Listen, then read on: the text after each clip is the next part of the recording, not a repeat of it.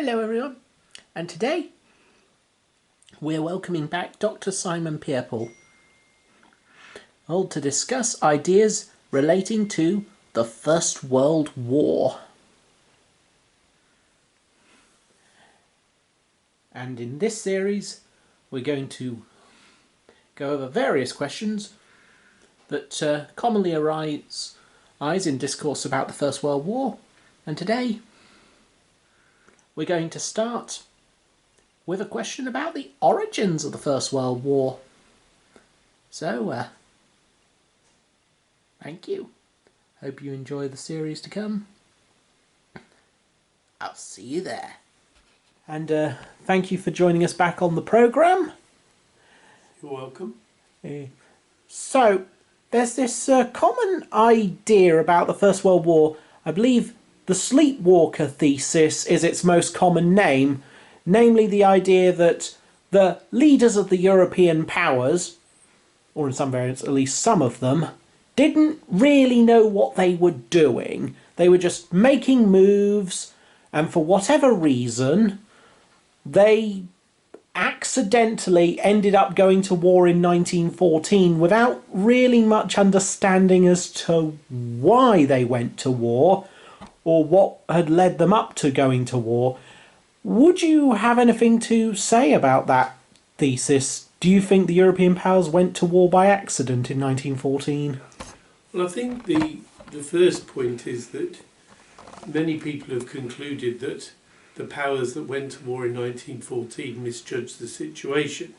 So therefore they've tended to take the view that therefore it was a mistake.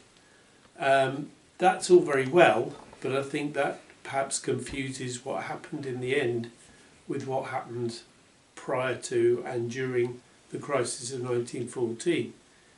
In addition to that, the crisis of 1914 Sleepwalker Thesis seems to be popular with those who don't want to put any blame on anybody.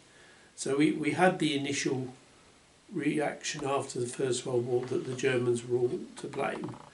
Then we got the broader consensus that lots of powers had contributed in some way or another to the outbreak of war. And then we began to get the reaction to World War II by Fisher and others, seeing parallels between World War I and World War II, and therefore the Germans were responsible for both, a thesis which didn't make him hugely popular in the whole of Germany. And therefore we've then gone back towards this, oh well, nobody was really to blame. If everybody had realised what was going on, they wouldn't have done it. The idea that 4 years of war would follow and exhaust empires and nations in the process clearly wasn't in anybody's mind, because if it had been, then they might not have triggered the war in the first place. But the principle that they just walked into it in a kind of sleepwalker's sense of, you leave the bed, you walk around, you don't really know what you're conscious of doing, and then you either climb into bed or somebody back into bed, or somebody finds you and says, what are you doing wandering around in your sleep? That's not really sustainable if you look at the evidence.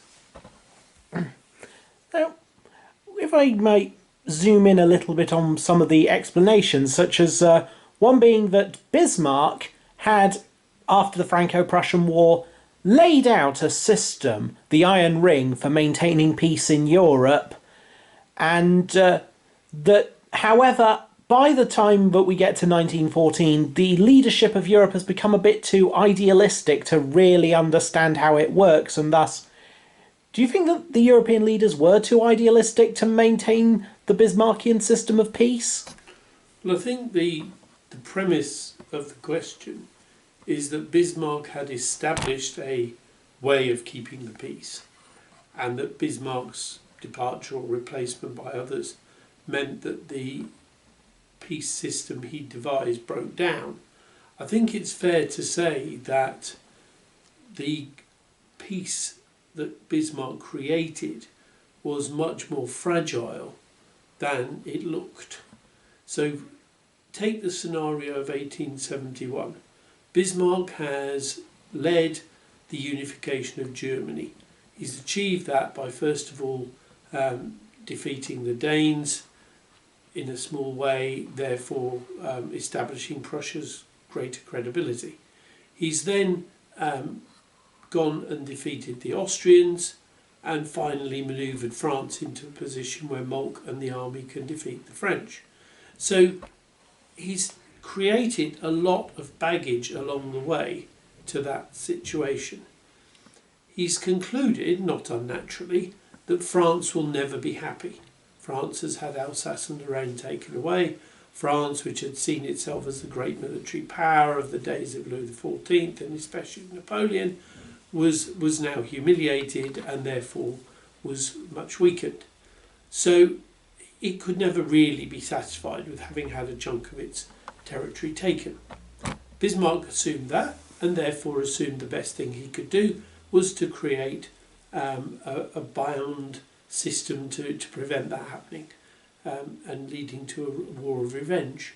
So in 1875 we have the crisis where there is a threatened preemptive war. It'll be necessary to attack France again in order to stop them rebuilding. That doesn't happen, but the threat implies that the French have still got this unreconciled desire for revenge. So what does Bismarck do? Bismarck creates a buffer by having the support of Russia and by having the support of Austria, most famously described as the Drei Kaiser or Three Kaiser Bund alliance. That fell on fairly unstable ground if one considers the long ongoing conflict between Russia and Austria in the Balkans. So although Bismarck's system is regarded as something that wouldn't have allowed war to start, it was based on certain premises which were not necessarily going to be maintained. The most obvious of those was the friendship between Russia and Austria, and certainly by 1890, when Kaiser Wilhelm engineers the resignation of Bismarck, it's not clear that Germany and Russia were able to maintain a good relationship. There were tax problems within the German Empire as to how money was to be raised, and the people who were most influential, the Junkers in Germany, had got economic conflict with Russia. The way to keep Russia and Germany on good terms would have been to continue to import from Russia, to develop trade links, to develop other business links. The difficulty was that the Prussian Junkers did not want to face competition from Russian horse breeders and others who were trying to take over markets that the Junkers dominated in Germany. So there was tension, economic tension, between the two countries. Then the Germans had to consider what the Russians wanted in terms of money. The Russians wanted to expand their economy. They had lots of natural resources but were under-industrialised, having been held back by serfdom up till 1861. So what was the key then to the future? It was reinvestment for Russia. Was Germany going to provide that? Technically it could have done.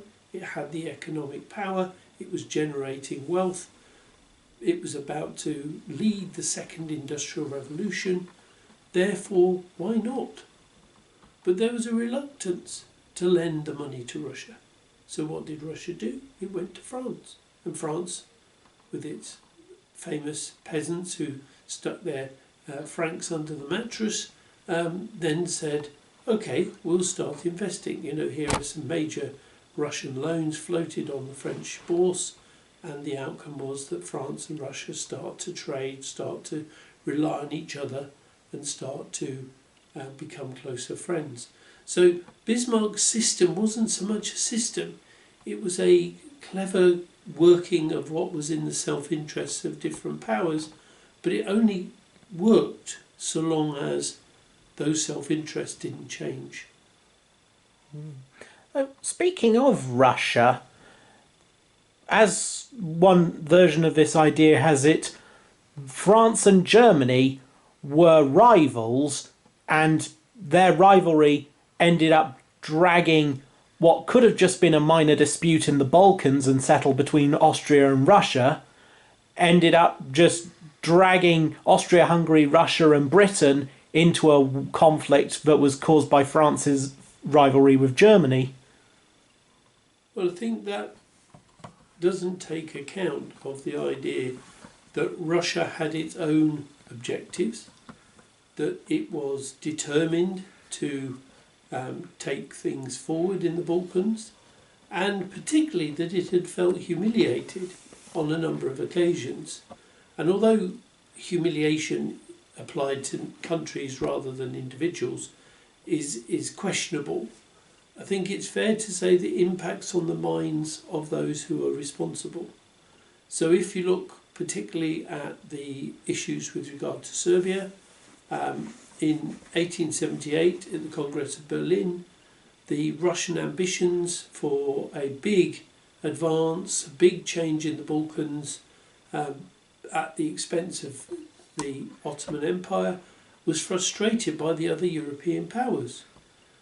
Now, Russia felt that they had saved the Austrians from revolution in 1848, and undoubtedly they had. Whether that was for the long-term benefit of Austria is another question, but certainly that was an issue. They therefore felt, as Russia, that Austria had let them down during the Crimean War by remaining neutral, and there was a growing conflict of interest over who was to control the Balkan states. Therefore, what could happen next? So, therefore, Russia felt let down by Austria. Austria, therefore, is part of the problem. And then Austria too has its own objectives. So the idea that there could have been a war between Russia and Austria that didn't involve everyone else is conceivable. The difficulty is that for all these processes that are going on, other factors begin to come into play. So, for example, because Russia and Austria are in conflict, they source their weapons from different suppliers. Increasingly, the French, especially once finance is provided by France for Russia, supply the Russian army with weapons. Increasingly, because of the fact that France and Russia are supporting each other, Austria draws its supplies from Germany. Therefore, these things begin to reinforce each other. You don't start out saying, yes, I'm going to go to war with X, therefore I will source all my supplies from someone else. But as your political strategies develop, you begin to protect yourself by sourcing weapons at home, or if you can't source them at home, from those in friendly countries, not those in hostile countries, whom you might expect to cut you off in a time of war. So, for example, when World War I does start, there's a huge issue between the Ottoman Empire and Britain. Britain was building the Ottoman Empire's two dreadnoughts that were about to make a difference to the balance of power in the Black Sea, and decide that they're not going to deliver them. So, that just underlines why Russia had French suppliers and its own, the Austrians had German suppliers and their own. So those things begin to push you down different channels.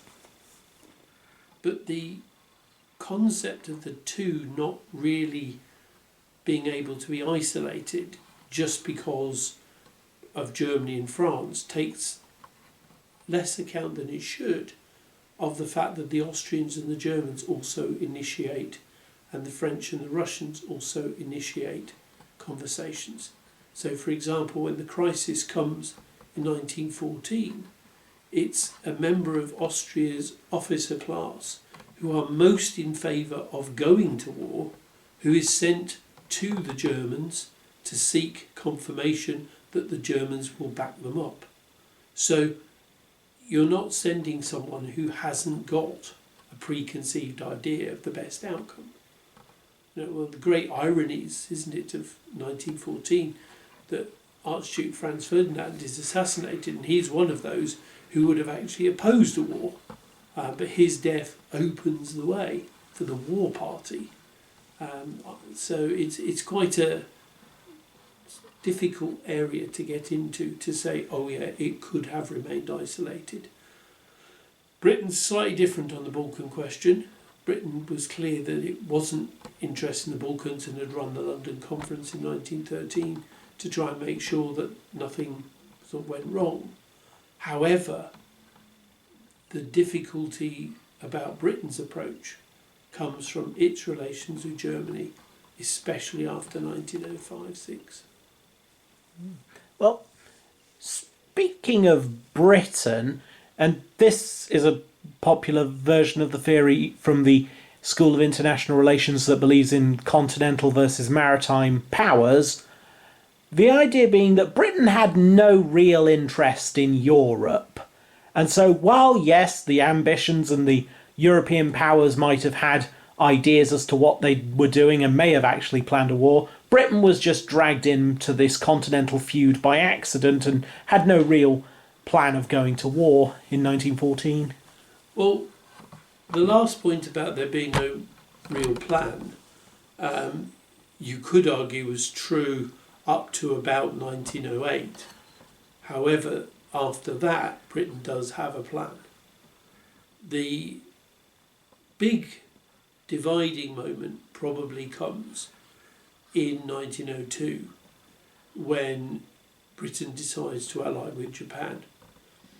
And the reason for that was the First Sea Lord was convinced, Fisher was convinced, that Britain could not stand up to a resurgent Germany, which was rebuilding its navy. It had started to do so in 1897 with a naval bill, and therefore faced a big threat. So how would Britain match the threat from Germany? Well, one way was to do a deal with the Japanese so that Britain could reallocate its naval resources into the Western Hemisphere. Now, that's fine, no problem, that can be done, and doesn't go too far until 1905. In 1905, the entente with France means that Britain and France come to a closer understanding.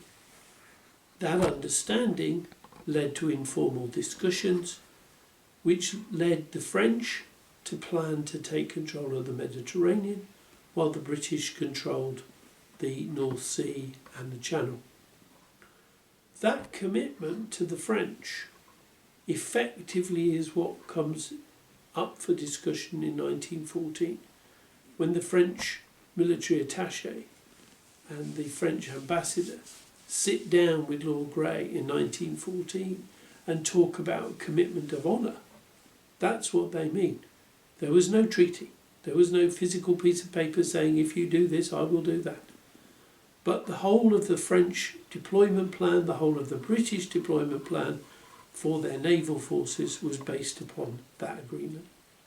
And therefore, once France was attacked, Britain's war plan, naval, was all obvious, clear and automatic. If you take the military plan, then that follows the establishment of the 1906 Liberal government. Comes in December 1905, but is formally elected during the general election that followed the resignation of the Conservative government. That government is famous for its beginning the process of social reform and welfare reform that we see later under Labour governments after World War II. More relevant to this, though, is that the group which gained the most influence in that new Liberal government was what's termed the Liberal Imperialists, led by Lord Grey at the Foreign Office, supported by Asquith, who initially is Chancellor and then becomes Prime Minister. It had a clear focus on foreign policy, and that foreign policy was hostile to Germany. Lord Grey was himself convinced that Germany was a threat, and when others in the government sought to provide a balanced, Haldane being the most obvious in 1912, it failed. It failed partly because Britain did not see its interests in supporting Germany against France, but it did see its interests in supporting the French against the Germans. So Lord Grey always found that he was in that position where he would rather do business with the French than the Germans. That was his belief, he stuck to it. It may well be that he never wanted to go to war, but when the opportunity came in 1914, he, with his authority and by some judicious reading of treaties and not admitting of other agreements, persuaded his largely non-war favouring Liberal backbenchers to back the government. So it was a very selective presentation to the Commons, and that was because he already believed that eventually there would have to be war with Germany. Speaking of this, for one final question, if you don't mind, would you say that World War One, or at least a war like it, was inevitable from 1871 when Germany unified? I think it's fair to say that a further serious conflict in Europe was probably inevitable. The Balkan Wars demonstrated that they could happen without one of the major powers being directly involved. But it was almost certain that at some point there would be a war between the major powers, because people continued to believe that the war would be short. There are those who credit Kitchener and others in Britain with realising it wouldn't be, but the key fundamental point was that the real cost of war was not understood. So, for example, when it was decided to launch 2 million plus men against the French by the Germans, they had not considered all the issues that would follow if the war was not won straight away, because the industrial mobilisation that would have to follow was not planned for. Britain hadn't got a concept of mobilising its economy for some months after the war started. So in that sense it wasn't inevitable because maybe they hadn't realised, but maybe it was inevitable because they misjudged the kind of war it would be. The other factor, which is really important I think, is the amount of jingoism that went into the public domain to support the policies, often those followed by the elite.